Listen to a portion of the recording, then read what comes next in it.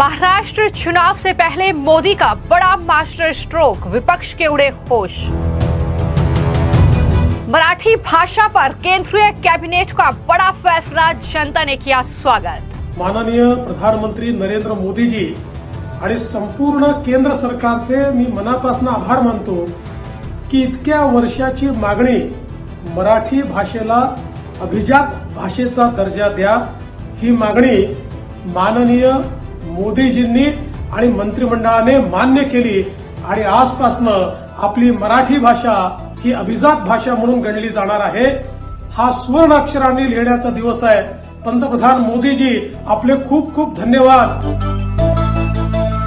PM Modi बोले मराठी भारत का गौरव, तो क्यों तिलमिलाए संजय राउत। बालासाहेब ठाकरे जी की भाषा है, तो ये भाषा को आप सम्मान देना चाहिए। अभिजात भाषा का हमारी मांग रही और लगभग राज्य की सभी पार्टी के नेताओं ने, मुख्यमंत्रियों ने, सरकारों ने मांग अब तक 30-35 साल से ये मांग करते आए और हम प्रधानमंत्री जी को हमेशा या गृह मंत्री जी को या कल्चरल मिनिस्टर को हमेशा इस बारे में हमारा डेलीगेशन मिलता रहा। तो ये अगर ये आज हुआ है तो ये सबका योगदान है, किसी एक पार्टी का या किसी एक व्यक्ति का श्रेय नहीं। महाराष्ट्र से बड़ी खबर है। महाराष्ट्र में विधानसभा चुनाव से पहले मोदी सरकार ने महाराष्ट्र की जनता को बड़ा तोहफा दिया है। मोदी सरकार ने बड़ा फैसला लेते हुए मराठी भाषा को शास्त्रीय भाषा का दर्जा देने की मंजूरी दे दी है। जी हां, अब मराठी भाषा को भी शास्त्रीय भाषा का दर्जा केंद्रीय कैबिनेट की ओर से मिल चुका है। ये मराठी लोगों के लिए बड़ी खुशखबरी है। महाराष्ट्र की जनता ने दिल खोलकर इस फैसले का स्वागत किया है, तो वहीं पर पूरा विपक्ष जो है वो कहीं ना कहीं इस फैसले का एक तरफ स्वागत कर रहा है, तो दूसरी तरफ बीजेपी पर तंज कसने से बाज भी नहीं आ रहा है। इसी के साथ आपको बता दें कि पाली, प्राकृत, असमिया और बांग्ला भाषा को भी शास्त्रीय भाषा का दर्जा देने का फैसला मोदी सरकार ने किया है। पीएम मोदी की अध्यक्षता में केंद्रीय कैबिनेट की बैठक हुई, जिसमें यह बड़ा फैसला लिया गया है, जिस फैसले का स्वागत न सिर्फ बीजेपी के नेता कर रहे हैं, महाराष्ट्र की जनता ने किया है, बल्कि विपक्ष के नेता भी अब दिल खोलकर पीएम मोदी के इस फैसले का स्वागत कर रहे हैं। वहीं मराठी को शास्त्रीय भाषा का दर्जा देने पर प्रधानमंत्री नरेंद्र मोदी ने भी एक्स पर पोस्ट किया है, महाराष्ट्र के लोगों को बधाई दी है। उन्होंने कहा कि मराठी भारत का गौरव है। तो जब केंद्रीय कैबिनेट की ओर से यह फैसला लिया गया, तो वहीं पर महाराष्ट्र के मुख्यमंत्री एकनाथ शिंदे से लेकर महाराष्ट्र के डिप्टी सीएम देवेंद्र फडणवीस और तमाम नेताओं ने इस फैसले का स्वागत करते हुए पीएम मोदी को धन्यवाद इस फैसले के लिए दिया है। तो वहीं पर एकनाथ शिंदे ने जो पोस्ट किया उसमें लिखा कि मेरे मराठी बोलने की सराहना करें, सभी मराठी वासियों को बधाई, आखिरकार मेरी मराठी को क्लासिक भाषा का दर्जा मिल गया है। एक लड़ाई सफल रही, इसके लिए महाराष्ट्र सरकार ने लगातार केंद्र का समर्थन किया था। तो ये पोस्ट है एकनाथ शिंदे का। तो वहीं पर जो डिप्टी सीएम है देवेंद्र फडणवीस, उन्होंने भी बाकायदा एक वीडियो मैसेज के जरिए पीएम मोदी को इस फैसले के लिए धन्यवाद दिया है और कहा कि उन्होंने हमारी लंबी समय से जो मांग चल रही थी उसे आखिरकार स्वीकार कर लिया है। माननीय प्रधानमंत्री नरेंद्र मोदीजी आणि संपूर्ण केंद्र सरकारचे मी मनापासून आभार मानतो की इतक्या वर्षाची मागणी मराठी भाषेला अभिजात भाषेचा दर्जा द्या, ही मागणी माननीय मोदीजींनी आणि मंत्रिमंडळाने मान्य केली आणि आजपासून आपली मराठी भाषा ही अभिजात भाषा म्हणून गणली जाणार आहे। हा सुवर्ण अक्षरांनी लिहिण्याचा दिवस आहे। पंतप्रधान मोदीजी, आपले खूप खूप धन्यवाद। महाराष्ट्र सरकारने मी मुख्यमंत्री असताना आणि आता देखील माननीय एकनाथराव शिंदेजींच्या नेतृत्वात सातत्याने पाठपुरावा केला, प्रयत्न केला, पुरावे दिले आणि आज हे सगळे पुरावे मान्य होत मराठी भाषा ही अभिजात भाषा झाली आहे। महाराष्ट्राच्या 12 कोटी जनतेच्या वतीनं आणि जगभरातल्या मराठी माणसाच्या वतीनं मी पंतप्रधान मोदीजींचे मनापासून आभार मानतो। और मराठी भाषा को शास्त्रीय भाषा के रूप में मान्यता दे दी गई है। बता दें कि शास्त्रीय भाषा का दर्जा मराठी को दिया जाए, ये लगातार मांग हो रही थी, जिसको लेकर बीजेपी के नेता काफी खुश हैं। वो अपनी सफलता के तौर पर इसको देख रहे हैं। लेकिन वहीं पर जो उद्धव ठाकरे की पार्टी के नेता हैं यानी संजय राउत, उन्होंने एक तरफ इस फैसले का स्वागत किया तो दूसरी तरफ वो बीजेपी पर हमला बोलने से बाज नहीं आए। संजय राउत ने कहा कि यह बहुत सम्मान की बात है कि मराठी को शास्त्रीय भाषा का दर्जा दिया। 5 भाषाओं को यह सम्मान दिया गया है। बंगाली, मराठी, पाली, प्राकृत और असमिया।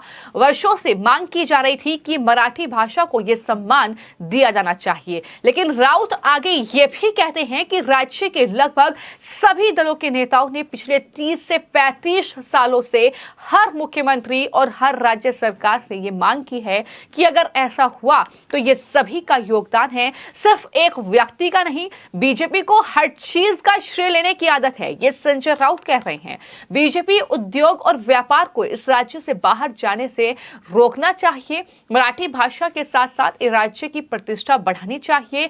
ये संजय राउत का बयान सामने आया है। उन्होंने क्या कुछ कहा है, जरा सुनिए। बड़ा सम्मान है मराठी भाषा को क्लासिकल लैंग्वेज, जिसे हम अभिजात भाषा का दर्जा बोलते हैं, मराठी और बंगाली को दिया है, असमी को दिया है, पाली भाषा को दिया है, अर्धमागधी प्राकृत भाषा को दिया है। ऐसे 5 भाषाओं का सम्मान करने वाला निर्णय का केंद्र सरकार ने किया है। सालों साल से महाराष्ट्र से ये मांग उठती रही है कि मराठी भाषा छत्रपति शिवाजी महाराज की भाषा है, संतों की भाषा है, डॉक्टर बाबा साहेब आम्बेडकर जी की भाषा है, संविधान की भाषा है, महात्मा फुले की भाषा है मराठी, बाला साहब ठाकरे जी की भाषा है। तो ये भाषा को आप सम्मान देना चाहिए, अभिजात भाषा का हमारी मांग रही। और लगभग राज्य की सभी पार्टी के नेताओं ने, मुख्यमंत्रियों ने, सरकारों ने मांग अब तक 30-35 साल से ये मांग करते आए हैं।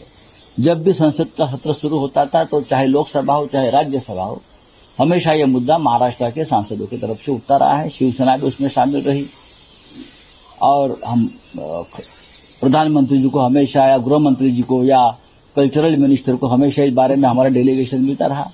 तो ये अगर ये आज हुआ है तो ये सबका योगदान है, किसी एक पार्टी का या किसी एक व्यक्ति का श्रेय नहीं है।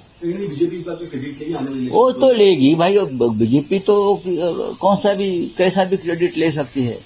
हाँ, कोरोना का भी क्रेडिट लेना चाहिए ना, तो लेना उनका ही क्रेडिट है। इतने लोग मरे इस देश में, महाराष्ट्र में। देखिए, बात मराठी भाषा की है, वैसी मराठी मानुष की प्रतिष्ठा की है। बाला साहब ठाकरे ने शिवसेना की स्थापना की मराठी भाषा और मराठी मानुष को सम्मान देने के लिए। ये मत भूलिए, अपने कागज पर किया है, बाला साहब ठाकरे ने जमीन पर किया है, ये भूलना नहीं चाहिए। सबसे पहले महाराष्ट्र से जो पूरे उद्योग, इंडस्ट्री, व्यापार, रोजगार बाहर जा रहा है उसको रोकिए। मराठी भाषा के साथ इस राज्य की प्रतिष्ठा बढ़नी चाहिए। तो जैसा कि मैंने कहा कि एक तरफ राजनीति से जुड़े लोग इस पर प्रतिक्रिया दे रहे हैं, तो दूसरी तरफ महाराष्ट्र की जनता दिल खोलकर मोदी सरकार के इस फैसले का स्वागत कर रही है। लेकिन सबसे बड़ा सवाल यह है कि विधानसभा चुनाव से ठीक पहले जो ये फैसला मोदी सरकार ने लिया है, इसका असर जो है वो विधानसभा चुनाव में क्या होगा? क्या ये जो मराठी भाषा को शास्त्रीय भाषा का दर्जा देने की जो मांग महाराष्ट्र की जनता भी लंबे समय से कर रही थी, उसका कोई बेनिफिट अब मोदी सरकार को इस चुनाव में मिलेगा? ये कहीं ना कहीं देखने वाली बात होगी, जिस पर हालांकि महाराष्ट्र के लोग लगातार प्रतिक्रियाएं दे रहे हैं। मराठी भाषा क्योंकि वहां पर बोली जाती है, तो इस फैसले का वो स्वागत भी कर रहे हैं और ये कह रहे हैं कि दरअसल दुनिया अब समझेगी कि महाराष्ट्र की कुलीन दर्जे की मांग जायज थी। ये तमाम प्रतिक्रियाएं देखने को मिल रही हैं। केंद्रीय गृह मंत्री अमित शाह से लेकर तमाम कैबिनेट मंत्री ऐसे हैं जिन्होंने इस भाषा को शास्त्रीय भाषा का दर्जा देने पर बधाई दी है महाराष्ट्र की जनता को। तो वहीं पर मैं आपको जानकारी दे दूं कि जब हम शास्त्रीय भाषा का जिक्र कर रहे हैं तो आखिर ये क्या है। दरअसल भारत सरकार ने 12 अक्टूबर 2004 को शास्त्रीय भाषा के रूप में भाषाओं की एक नई श्रेणी यानी कैटेगरी बनाने का फैसला किया, जिसके तहत क्योंकि भारत में देश के कई राज्यों में अलग अलग भाषाएं बोली जाती हैं, तो इसके तहत तमिल को शास्त्रीय भाषा घोषित किया गया। उसके बाद संस्कृत, तेलुगु, कन्नड़, मलयालम और उड़िया को शास्त्रीय भाषा का दर्जा दिया गया। एक सरकारी बयान में यह कहा गया कि 2013 में महाराष्ट्र सरकार की ओर से एक प्रस्ताव प्राप्त हुआ था जिसमें मराठी को शास्त्रीय भाषा का दर्जा देने का अनुरोध किया गया था। इस प्रस्ताव को भाषा विज्ञान विशेषज्ञ समिति को भेज दिया गया और एलईसी ने इसके बाद शास्त्रीय भाषा के लिए मराठी की सिफारिश की थी। और चूंकि महाराष्ट्र में चुनाव है इस साल के आखिर में, तो उससे पहले ये एक बड़ा राजनीतिक मुद्दा हो सकता था, बड़ा एक चुनावी मुद्दा बन सकता था, क्योंकि महाराष्ट्र सरकार ने 2013 में मराठी के लिए प्रस्ताव दिया था। इसके बाद बिहार, असम और वेस्ट बंगाल की ओर से भी प्रस्ताव आए थे, लेकिन अब चुनाव से ठीक पहले ये एक चुनावी मुद्दा ना रहे, इसको लेकर के मोदी सरकार ने एक बड़ा मास्टर स्ट्रोक चल दिया है। अब इसका असर क्या होगा, किस तरीके से विपक्ष के नेताओं की प्रतिक्रिया सामने आएगी, ये देखना होगा। और किस तरीके से मोदी के इस मास्टर स्ट्रोक का सामना जो है वो विपक्ष के नेता अब महाराष्ट्र में करेंगे, चाहे उद्धव ठाकरे हो, शरद पवार हो या कांग्रेस हो, ये कहीं ना कहीं आने वाले वक्त में देखना होगा। लेकिन ये बहुत बड़ा फैसला जिसका दिल खोलकर महाराष्ट्र की जनता स्वागत कर रही है। फिलहाल आपकी इस खबर को लेकर क्या राय है, हमें कमेंट बॉक्स में जरूर लिखें।